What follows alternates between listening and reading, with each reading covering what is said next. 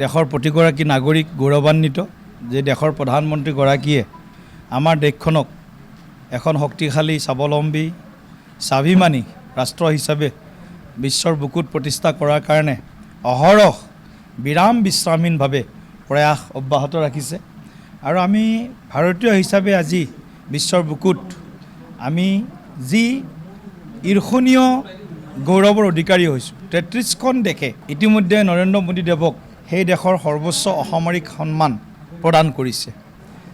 বিশ্বৰ সৰ্বাধিক জনপ্ৰিয় নেতা হিচাপে নৰেন্দ্ৰ মোদী ডাঙৰীয়াই নিত নতুন অভিলেখ গঢ়ি আছে আৰু স্বাধীনোত্তৰ ভাৰতবৰ্ষৰ যি গণতান্ত্ৰিক ইতিহাস নিৰ্বাচিত প্ৰধানমন্ত্ৰী হিচাপে 4400 আজি 4 দিনত আমি ভৰি দিছোঁ। গতিকে এয়া সৰ্বকালৰ অভিলেখ। গতিকে দেশখনক গৰীবৰ পৰা মুক্তি দিয়াৰ কাৰণে তেখেতৰ যিটো প্ৰয়াস সেই প্ৰয়াসৰ আমি ফল দেখিবলৈ পাইছোঁ।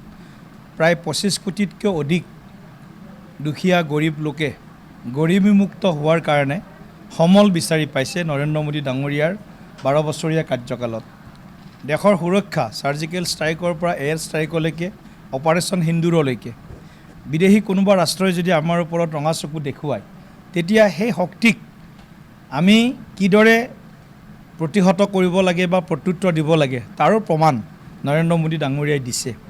বিশ্ব বন্ধু হিচাপে ভাৰতবৰ্ষ আজি সমগ্ৰ বিশ্বৰ বুকুত আজি নিজৰ ভূমিকা অত্যন্ত সংবেদনশীলতাৰে আজি আগবঢ়াই লৈ যাবৰ কাৰণে সফল হৈছে, কাৰণ দেশৰ প্ৰধানমন্ত্ৰী বিশ্বনেতা নৰেন্দ্ৰ মোদী ডাঙৰীয়া। গতিকে মোদী ডাঙৰীয়াই সবকা সাথ সবকা বিকাশ সবকা বিশ্বাস সবকা প্ৰয়াস এই যি 140 কোটি ভাৰতীয়ৰ সপোন যে আমিও এখন বিকশিত ভাৰতৰ নাগৰিক হিচাপে আমাৰ পৰিচয় আমি বিশ্বৰ বুকুত দিব পৰা হ'ব লাগে।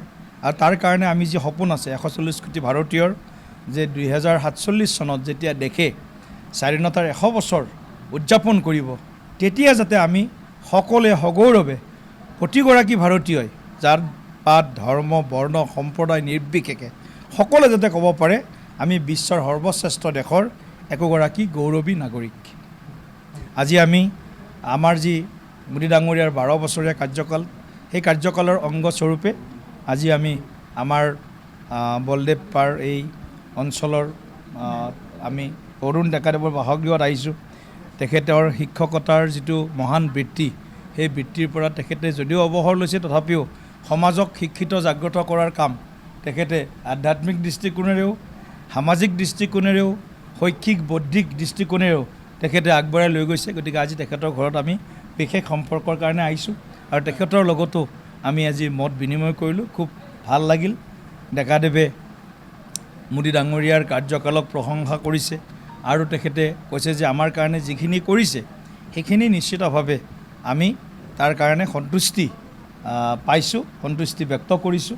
গতিকে এইখিনি কথা যেতিয়া আমি ৰাইজৰ পৰা শুনো নিশ্চিতভাৱে মোদী ডাঙৰীয়াও আগন্তুক দিনত কাম কৰাৰ বাবে সমল পায়, সাহস পায় আৰু আমিও তেওঁৰ নেতৃত্বত কাম কৰাৰ কাৰণে আমি সম্বল আৰু সাহস পাওঁ।